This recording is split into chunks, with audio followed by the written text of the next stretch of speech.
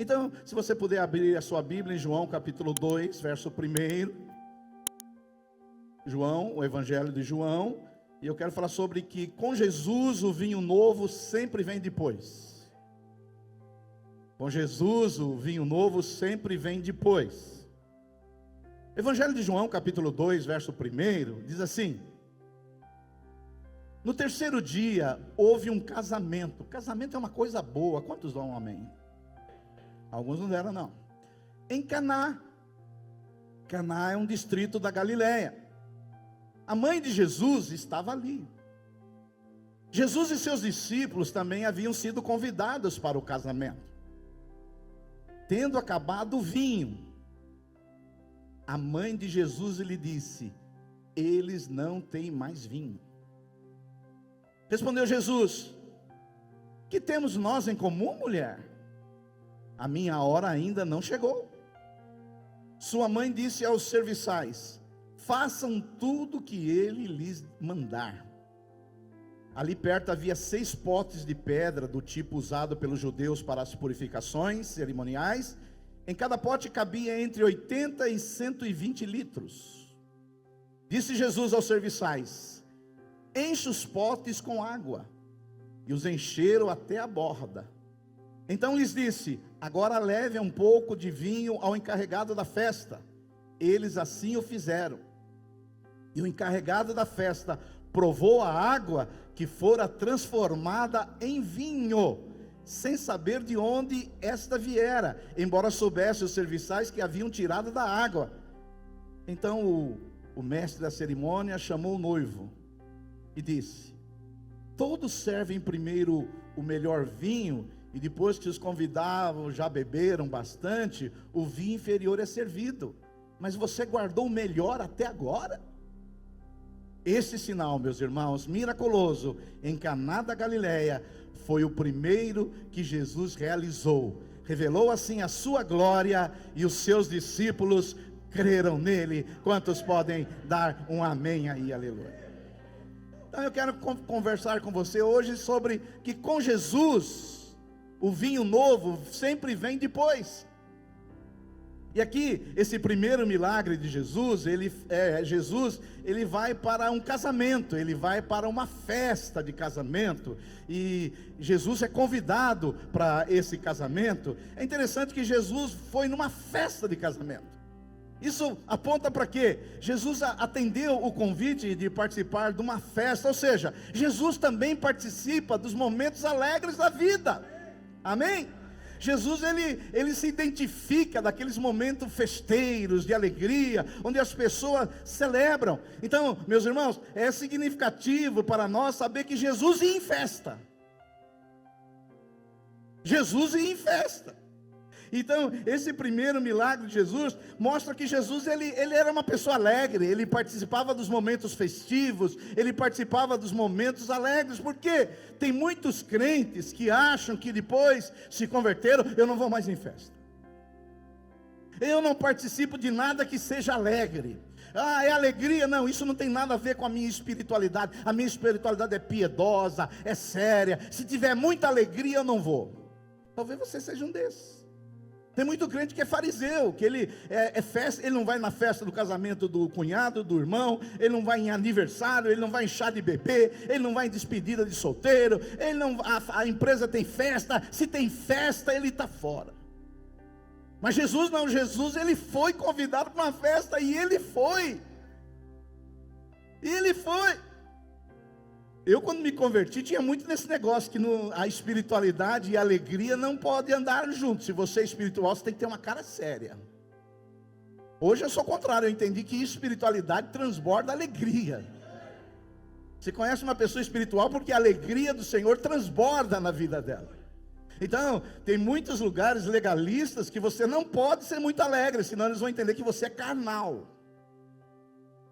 Mas graças a Deus nós entendemos aqui que nós somos uma igreja livre. E se tiver uma festa, me convide para ir, que eu vou. Você vai também, pastor Jair? Uma festa, crente gosta de alegria, de festa. Isso me lembra uma história que eu vi alguns anos atrás, de um pastor da velha aliança pregando legalismo, porque quem é da velha aliança prega legalismo. E ele pregando que o crente não pode participar de alegria, que o crente não pode ir em festa, porque o crente não pode se alegrar, que o crente tem que ter uma cara séria, piedosa, e que o crente não deveria ir em nenhuma festa. E aí levantou um irmão lá atrás e falou assim: mas pastor, Jesus foi numa festa, Jesus foi numas bodas.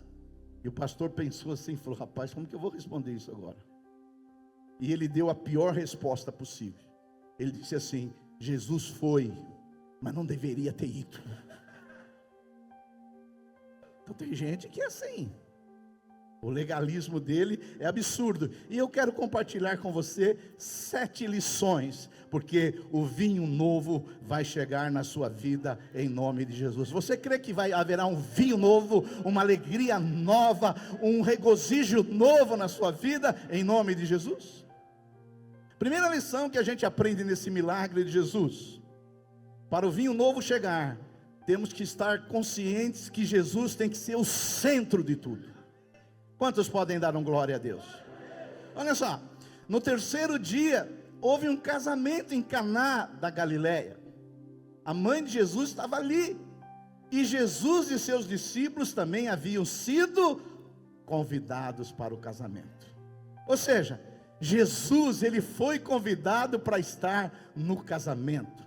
A nossa maior necessidade, meus irmãos, é a presença de Jesus. Jesus é melhor do que bens, conforto, sucesso. Nós precisamos colocar Jesus no centro de tudo.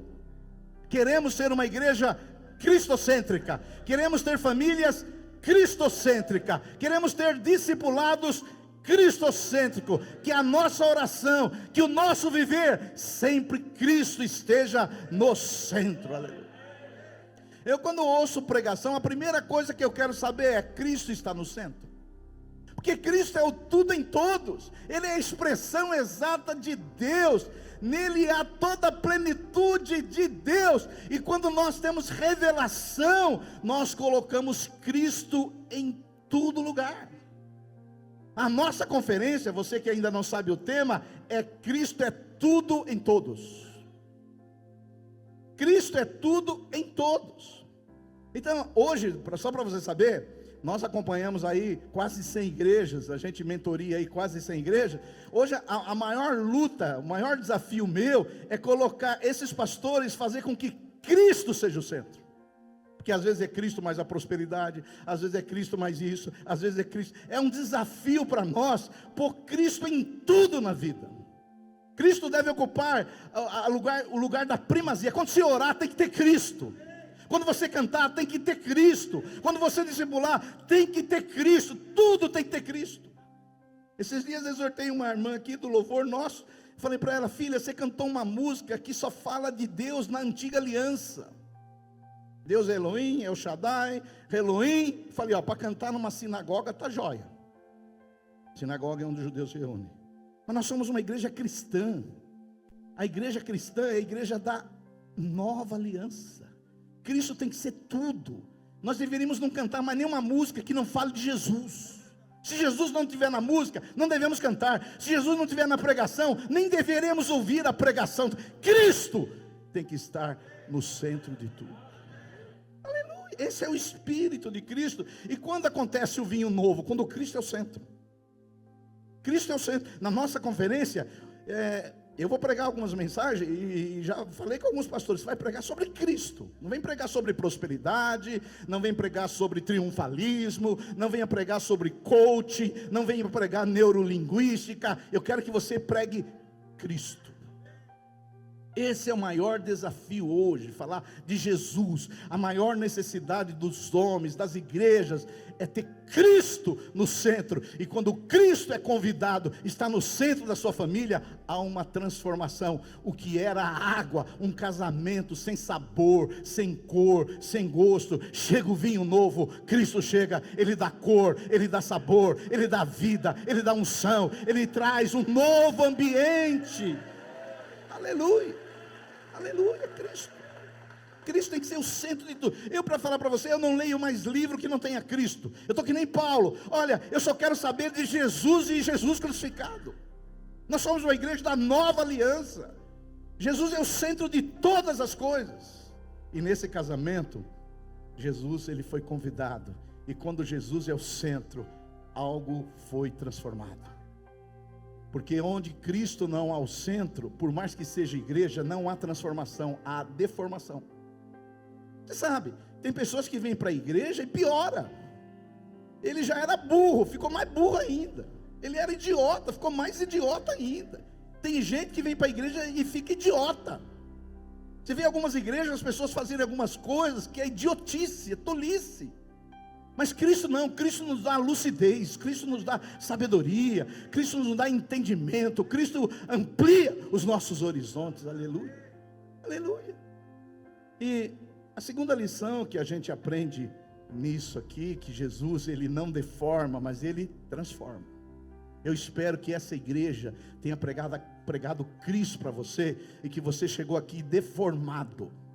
Chegou aqui como água, sem sabor, sem gosto, sem desejo nenhum. Mas chegou o vinho novo na sua vida, e agora você está sendo transformado. E a sua mulher diz para você: ele está diferente. E o seu marido diz: está diferente. Olha, ela está diferente, porque o vinho novo chegou na sua vida. Aleluia. Segunda lição, que são 7, que a gente aprende nesse texto. A primeira é que Cristo tem que ocupar o lugar do centro. A segunda lição que a gente aprende, meus irmãos, nesse milagre de Jesus, é que para o vinho novo chegar, temos que estar conscientes que mesmo com a presença de Jesus no centro, nós não estamos isentos do inesperado.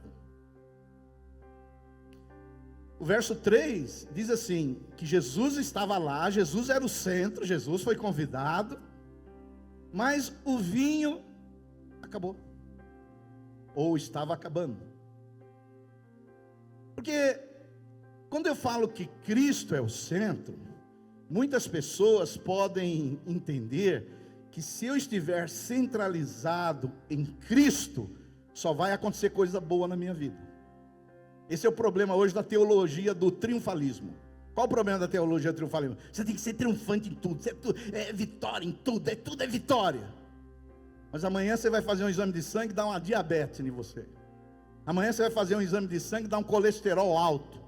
Amanhã você vai fazer uma endoscopia, deu 2 úlceras no duodeno, quando deu na minha há 20 anos atrás. Aí você vai falar: puxa, mas Cristo é o centro e eu estou doente, por quê? Porque você aprendeu uma teologia errada. Você aprendeu que quando Cristo está no centro, eu não posso ficar mais enfermo. Mas você é crente, você não está isento dos intempéries da vida. Às vezes você está com Cristo no centro, fazendo a vontade de Deus, no centro da vontade de Deus, e vai acontecer algo inesperado.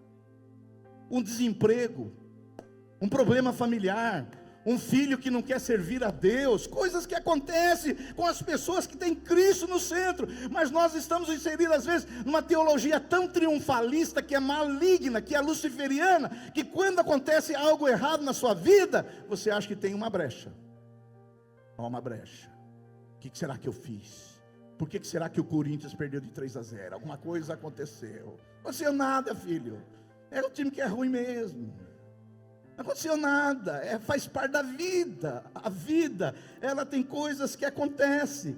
Toda família tem que aprender, toda família tem que saber lidar com perdas, toda família tem que lidar com doenças, toda família tem que saber que há momentos na vida que é tristeza, tem famílias que tem que aprender que às vezes a escassez vem, a família tem que aprender que tem épocas que é de vacas gordas, tem época que é de vacas magras, a família vai ter que aprender que às vezes você vai descobrir que você tem uma doença. Se fosse alguma outra igreja, já diria assim: está amarrado. Aqui nós não vamos dizer não, porque não dá para amarrar tudo. Tem coisas que acontecem na nossa vida. Você está com Cristo no centro, Cristo é o centro, você ama Jesus, você serve Jesus, e de repente você vai fazer um exame, deu um problema. Alguém aqui já fez um exame que deu um problema? Aleluia. Os que não levantaram a mão são querubins, anjos, serafins, no meio da igreja batista Água Viva. Filho, é que você não faz exame, você é negacionista. Aleluia. Filho, acontece isso, inesperado acontece, sim ou não? Famílias saudáveis, famílias que têm Jesus no centro, que tem uma teologia certa, que está na igreja certa, que serve o Deus certo, às vezes vai passar por intempéries, por lutas, por problemas. Jesus disse: no mundo nós teremos aflições. Isso aqui é um mundo caído, não é a nova Jerusalém. Esse mundo não é cor-de-rosa. O inimigo está aí, o pecado está aqui, a coisa está acontecendo. E às vezes você vai receber notícias ruins. Essa semana mesmo eu fiquei internado um dia. Sério. Vocês sabem que eu tenho um problema no joelho, jogo futebol. E aí pensei que ia fazer uma infiltração, meia hora embora, eu já tinha feito outras. O médico falou: não, eu vou internar você. Não, doutor, é uma picadinha aqui, é meia hora, eu vou embora. Ele falou: não, você tem que internar. Mas por quê? Por causa da sua idade. Irmãos, fiquei internado, comi aquela comida de hospital que é horrível. Tive que... Não é, Natal? Terrível, sem sal, não. Me levaram na UTI. Me botaram numa maca e eu com aquelas luzes em cima. Aí o médico foi lá me atender. Ficou 10 segundos. Tem alta. Olha só. O inesperado. Eu estava com Jesus. Eu estava cantando louvores a Jesus. Eu estava no centro da vontade de Deus. Eu estava transbordando da alegria de Deus. Mas aconteceu o quê? O inesperado. Às vezes o vinho vai acabar. Às vezes a alegria no casamento vai acabar. Às vezes o romantismo vai acabar. Às vezes aquele emprego que você está há 25 anos vai acabar. Às vezes aquela pessoa que ama vai te deixar. Eu sei, se fosse outra igreja ia dizer: está amarrado. Mas aqui a gente não fala isso. Você que está chegando, fica quietinho por enquanto, até você aprender como nós somos. Senão você fala está amarrado, e aí vai ser pior para você. Vai ser expor demais. Então deixa eu falar para você, a segunda lição que a gente aprende nesse milagre de Jesus, que coisas ruins acontecem com pessoas boas. Coisas ruins acontecem com pessoas boas, e coisas boas acontecem com pessoas ruins. Tem gente que recebe algumas coisas, e a gente vai falar: esse cara aprontou, agora arrumou um emprego para ganhar o triplo. E eu estou servindo a Deus há tanto tempo aqui, me mandaram embora.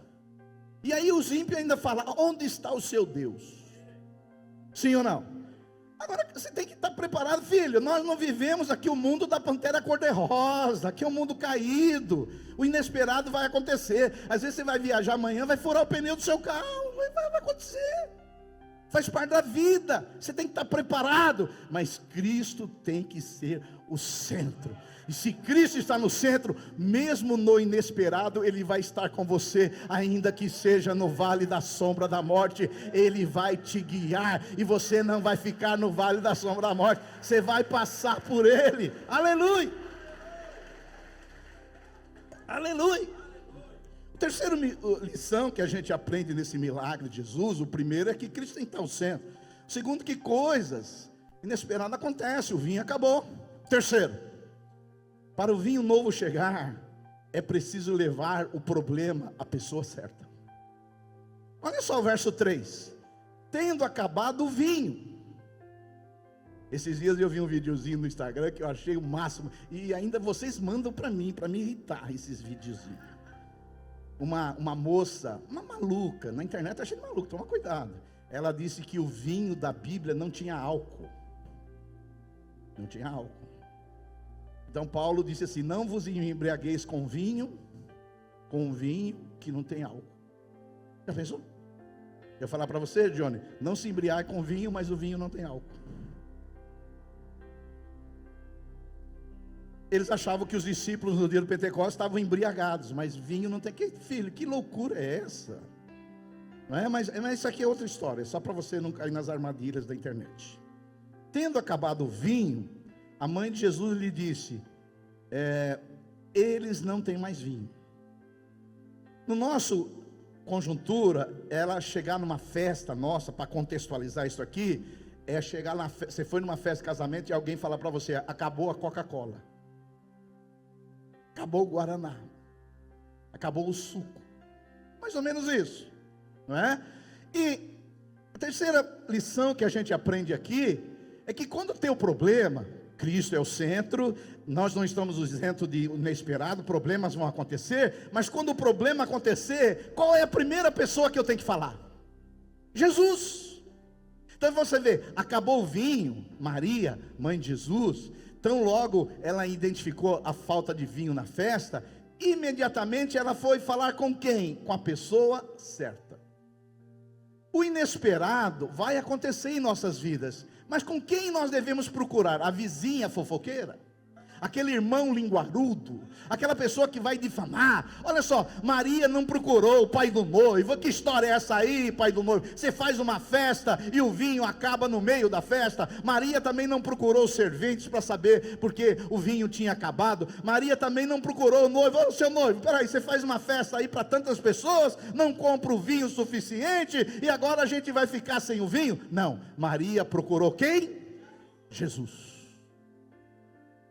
Então, quando o inesperado acontecer, meu querido irmão, tão logo alguma coisa inesperada acontecer, você tem que procurar a pessoa certa, e a pessoa certa chama-se Jesus de Nazaré. Ele é a solução. Aleluia. Porque, não sei se já acontece com você, que acontece o inesperado, um problema, e você vai falar com uma pessoa, você tem um problema, mas depende da pessoa que você for falar, aí você vai ter 2 problemas. Tem pessoas que são assim, você tem um problema, estou com um problema, mas quando você acabar de conversar com ela, agora você tem 2 problemas. Tem pessoas que eu nem falo dos meus problemas, porque se eu falar dos meus problemas, o 1 vai virar 10. Então é melhor não falar para algumas pessoas. Temos que falar primeiramente para Jesus. Por isso, o dia que você descobrir que tem um problema de saúde, um problema emocional, um problema psicológico, um problema mental, um problema espiritual, a primeira pessoa que você tem que falar é com quem? Jesus. Diga Jesus. Diga Jesus. Jesus. Porque é Ele que é o nosso intercessor, Ele que intercede por nós. Ele sabe do seu problema, Ele sabe o que você precisa, Ele sabe da sua necessidade, mas Ele quer ouvir a sua voz pedindo, e Ele disse: tudo que pedirdes com fé, recebereis. Quantos podem dar um glória a Deus por isso? Então, eu sei que aqui nós temos mães que têm os filhos que não estão servindo mais a Deus, nós temos pais aqui desempregados, nós temos aqui mulheres com problema de saúde, nós temos aí um monte de necessidades, mas deixa eu falar para você já falou com Jesus? Você já falou com Jesus? Talvez você já falou com o pastor, já falou com o líder de célula, falou com a sua vizinha fofoqueira, falou com o seu chefe, falou lá com a sua professora, mas você não falou com a pessoa certa. Por isso, quando você tiver uma necessidade, seja ela grande ou pequena, a primeira pessoa que você tem que falar é Jesus. Ele que vai ser a solução para o seu problema. Nós como pastores estamos aqui para ajudar vocês, para aconselhar vocês, para discipular vocês, para ensinar vocês. Nós estamos aqui, o que precisar da gente, conte com a gente. Você tem pastor, você não está sozinho. Mas deixa eu falar para você, nós devemos ser a segunda, terceira, a primeira pessoa que você deve procurar é Jesus. Agora, significa que Jesus vai fazer tudo que eu pedi? Não. Por exemplo, eu descobri uma coisa: depois que você ficar velho, você tem 2 características. Primeiro, você perde o colágeno e a paciência. Não perde, Natal? Então, você que é novinho, já vou te dizer: quando você passar dos 60, tem 2 coisas que você vai perder: é colágeno e paciência. E pode comer uma tigela de gelatina, que eles falam que resolve o problema de colágeno. Pé de galinha. Eu já comi tudo isso aí, não resolveu meu joelho. Já tomo colágeno, tomo tudo. Se você falar que tem que tomar capim, eu tomo também. Mas tem coisa, filho, que é desgaste da idade. Você já usou bastante. Sim ou não? Tem coisa que você vai falar: eu já falei para Jesus do meu problema de desgaste no joelho, mas Jesus não me falou nada. Mas aí, na minha próprio entendimento, falei: é veieira. Agora, Jesus pode colocar colágeno no meu joelho? Pode, mas nem sempre vai fazer. Ele faz quando ele quer, a hora que ele quer.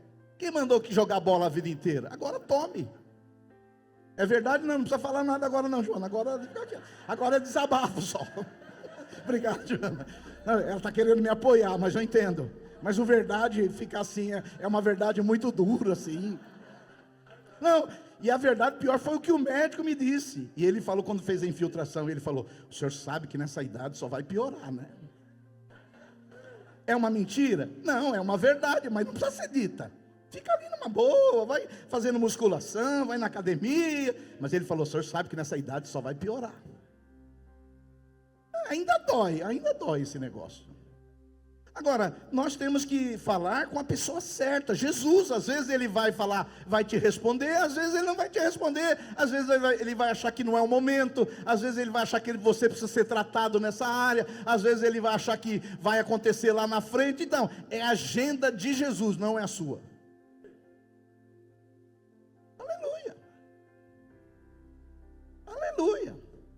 Então, quando você passar para o inesperado, qual é a primeira pessoa que você tem que falar? Jesus. Jesus.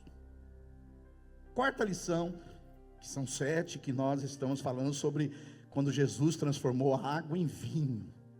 Ele transformou a água em vinho. Para o vinho novo chegar, precisamos aguardar o tempo certo de Jesus agir. No verso 4, quando Maria, a mãe de Jesus, ela percebe que o vinho vai acabar e a coisa vai complicar, ela chega para Jesus e respondeu: Jesus, que temos nós em comum, mulher?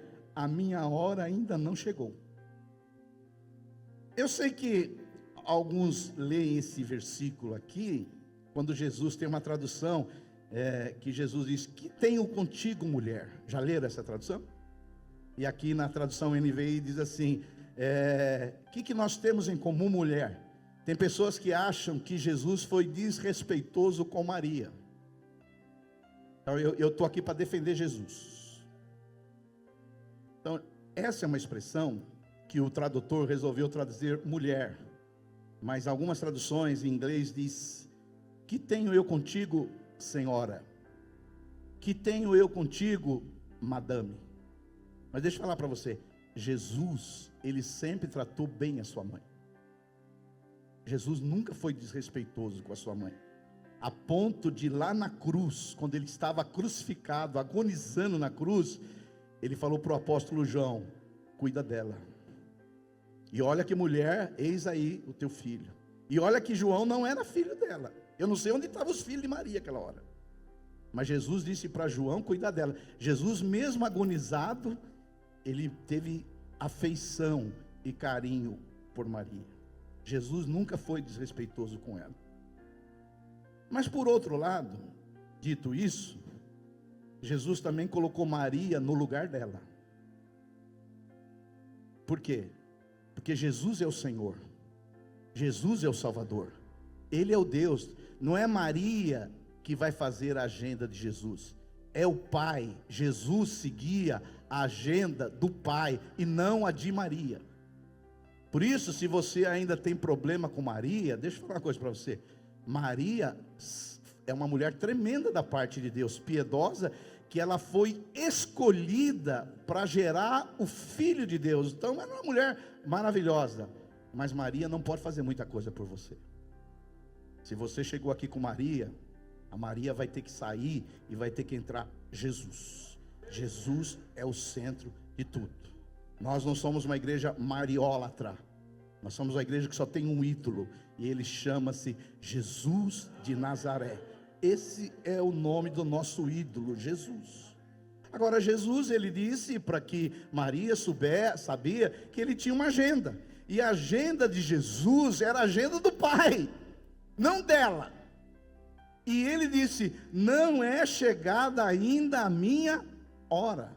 Ou seja, Jesus, ele tem o tempo de agir, ele tem um modo de agir. Jesus ele não age de acordo com as nossas pressões, Jesus não age de acordo com a nossa agenda, mas ele age segundo a sua soberania, segundo o seu propósito. Nós, como crente, não podemos colocar Jesus na parede. É hoje, Jesus, é hoje, é hoje. Não, Jesus não tem hoje, não é o seu hoje, é quando ele quer.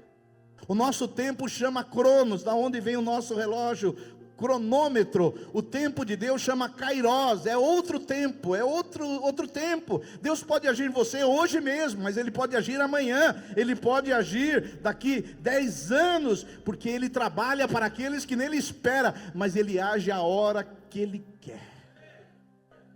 Não tente colocar Jesus na parede. Olha, Jesus é hoje, se for hoje eu também não quero.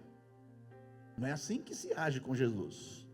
Jesus tem uma agenda sincronizada com a agenda do Pai. Jesus não é colocado em pressões, Ele não faz as coisas segundo a vontade dos homens, Ele não entra na agenda do homem. Por isso que quarta-feira nós vamos orar aqui pelos enfermos, é o nosso papel aqui, orar pelos enfermos. Se a sua enfermidade estiver na agenda de Jesus, você vai ser curado. Mas se a sua enfermidade estiver na agenda de Jesus para outro dia, e se a sua enfermidade nem tiver na agenda de Jesus?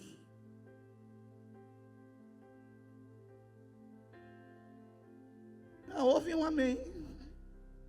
Aleluia. Porque às vezes, irmão, Deus vai curar você sobrenaturalmente, mas às vezes Deus quer usar medicina. Às vezes Deus quer usar o remédio.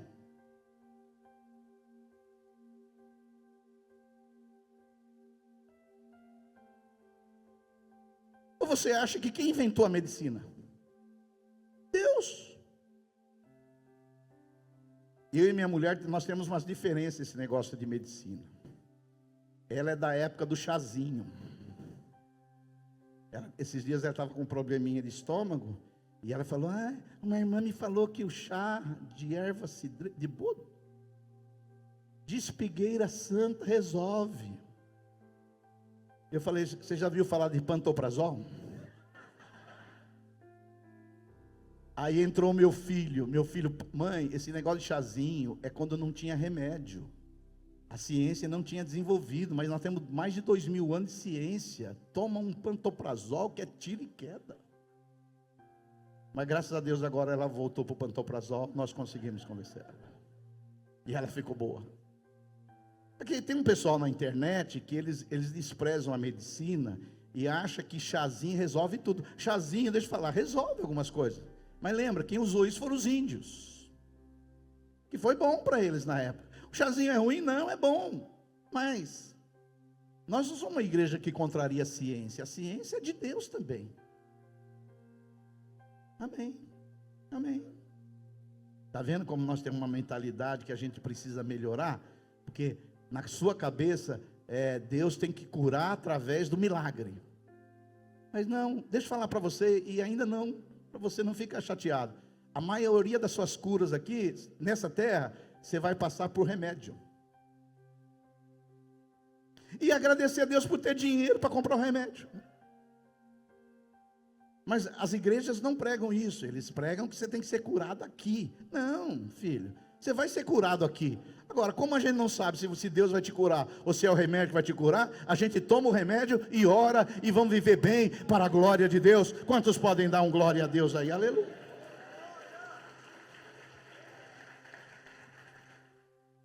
Tem pessoas que são assim, eles esperam ficar muito ruim para tomar remédio. Aí não cura. Eu mesmo, quando eu fui fazer essa aplicação no joelho, o que eu já fiz antes? Já tomei um paracetamol. Antes mesmo da dor chegar, já tomei. Agora tem gente que fala: não, eu fico aguentando a dor, eu fico aguentando a dor. Não, filho, a purificação de pecado não vem através da dor, não, é através do sangue de Cristo. Não precisa sofrer, não. Eu sempre, quando eu preciso passar por um procedimento médico, a minha primeira pergunta é: vai doer? Se o médico falou vai, que tem um remedinho antes. Aleluia.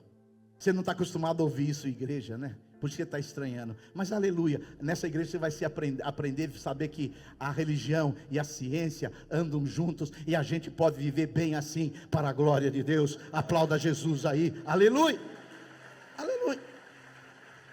E ainda para piorar a sua fé, eu vou te dizer mais uma outra coisa que eu não deveria dizer. Esses pastores que você vê aí orando por cura todo dia, eles têm convênio, os melhores convênios médicos, e eles vão nos melhores médicos.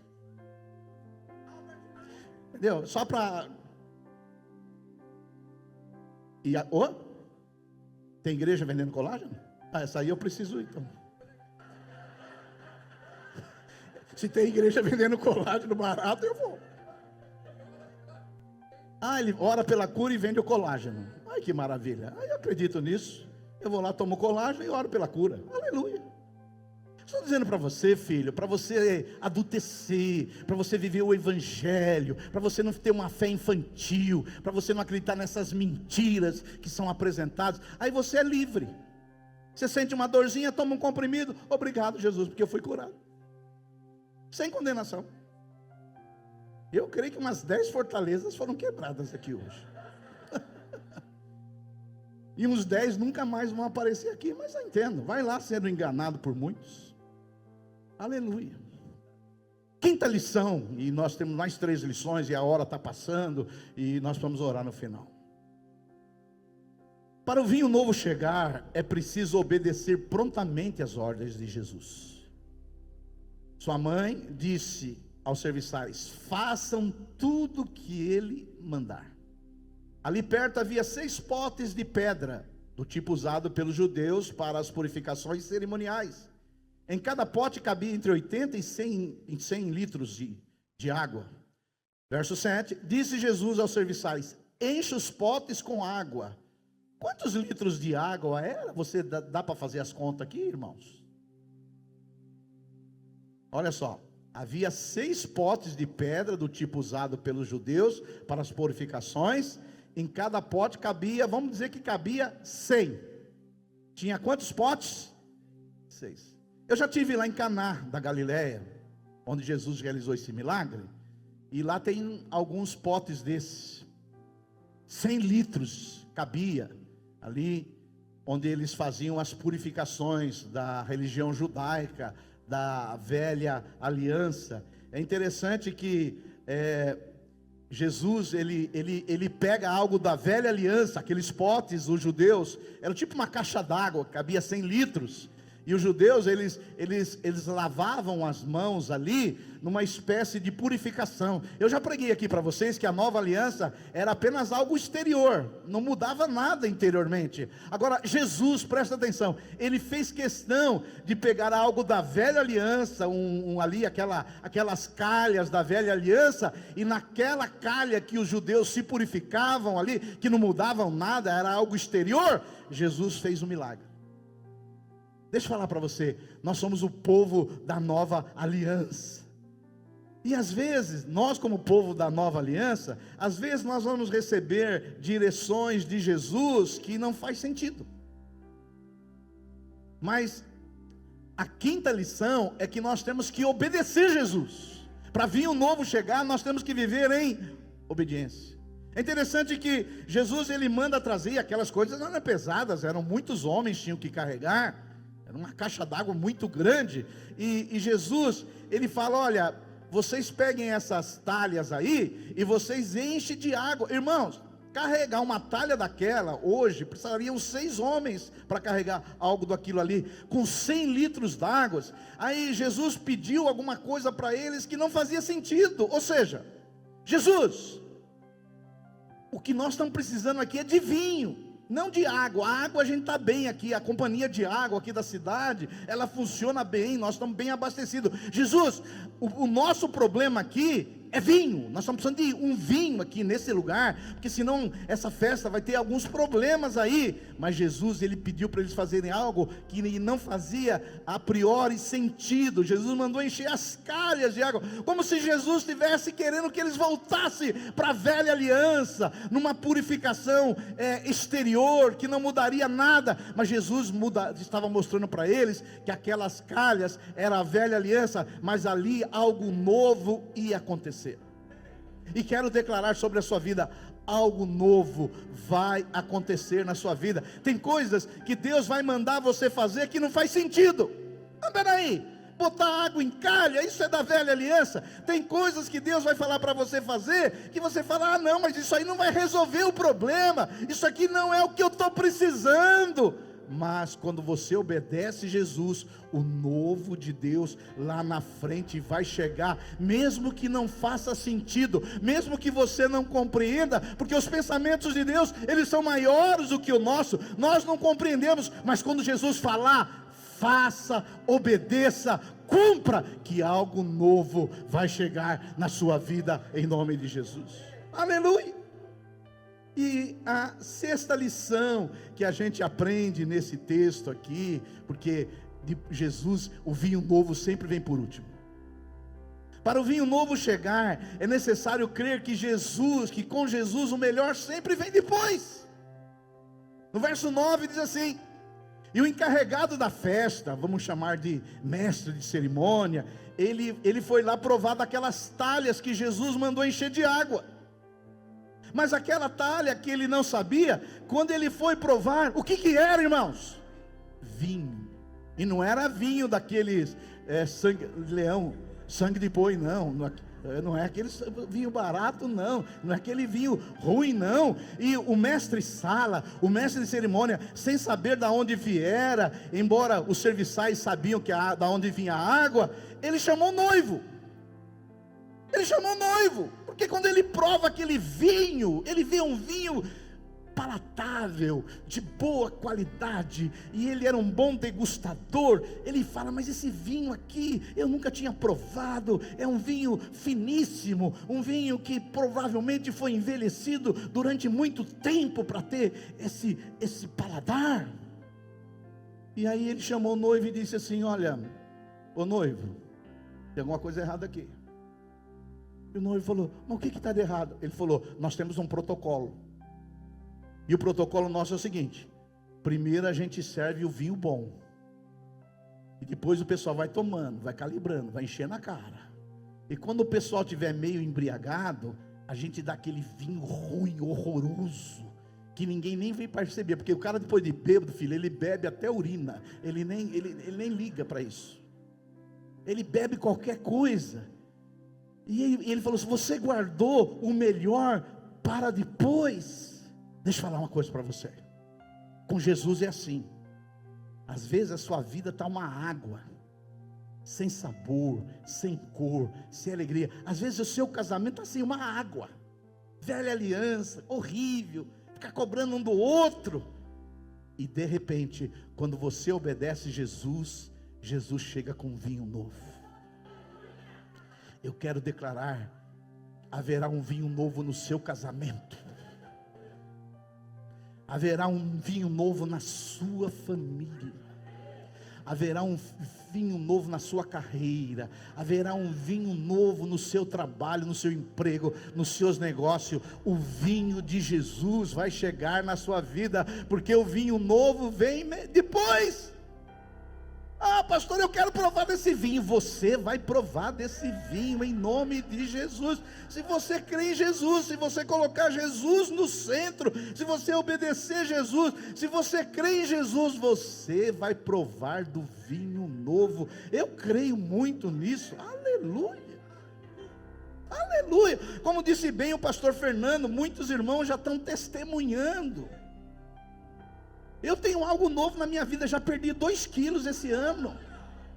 É o vinho novo de Deus chegando, e alguns de vocês vão perder 5 quilos, 10 quilos, mas não é com oração não, é com dieta e exercício. Aleluia, aleluia. O vinho novo vai chegar. Deus vai colocar uma disposição. Eu quero ir na academia, eu vou parar de ingerir açúcar agora, eu vou ter uma dieta melhor, eu vou comer melhor, não vou ficar com esse corpo horrível aqui, não, vou ficar com um corpo para a glória de Deus, saudável, viver para Deus. Quero viver para Deus. O novo vai chegar na minha vida. vida. Chega de ficar em casa enchendo a paciência da minha veinha. Agora eu vou fazer uma caminhada de 10.000 passos por dia. Eu vou mudar alguns hábitos na minha vida. Eu vou mudar alguns comportamentos na minha vida. Eu não vou ser tão truculento e exigente. Haverá novas disposições no seu coração. Algo novo vai chegar em você. Creia que o vinho novo de Jesus vem depois. Aleluia, aleluia. E para encerrar, 7ª lição. Aleluia. Eu percebo que vocês estão recebendo. Aleluia. Tem uns que são mais quietinhos, mas recebe também. Por último, para a gente ir embora. Quando Jesus faz o vinho novo chegar, grandes coisas acontecem. Olha só o verso 11. Esse sinal milagroso de água sendo transformada em vinho em Caná da Galileia foi o primeiro que Jesus realizou. Revelou assim a sua glória e os seus discípulos creram nele. Deixa eu falar uma coisa para você. Nós vamos começar a falar sobre os milagres de Jesus aqui. Nenhum milagre de Jesus, nenhum, foi operado como simples manifestação de poder para impressionar alguém. Todos os milagres de Jesus, ele não quis impressionar ninguém. Jesus, ele quis mostrar as lições espirituais que estão por trás de cada milagre. E hoje nós estamos aqui porque quando Jesus manifesta o milagre dele, duas coisas acontecem. A glória dele se manifesta e pessoas creem nele. Os servos, os serviçais, viram apenas o sinal. Os discípulos não. Os discípulos viram o sinal e a glória. Tem pessoas que veem o sinal, vê o milagre, mas não veem a glória. Esses serviçais, eles viram. A Bíblia diz que eles levaram a água, e depois eles viram que a água se transformara em vinho. Mas a Bíblia não diz que eles creram em Jesus. Tem pessoas que vê muitos milagres, mas não vê a glória. Mas a Bíblia diz que os discípulos viram o sinal e viram também a glória de Jesus e creram nele. Nesses dias, você vai ver o novo de Deus. E quando você vê o novo de Deus na sua vida, você vai ver o sinal. Mas não fique apenas no sinal. Contemple Jesus e glorifique o nome dele, porque ele é tudo em todos. Ele pode transformar as suas lágrimas em alegria. Ele pode transformar a sua solidão em solidariedade. Ele pode transformar a sua ausência de diálogo com comunicação abundante. Ele pode transformar a mágoa que está no seu coração em perdão profundo.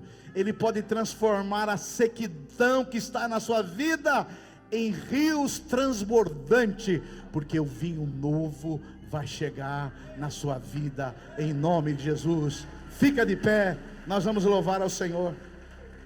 Eu creio, irmãos,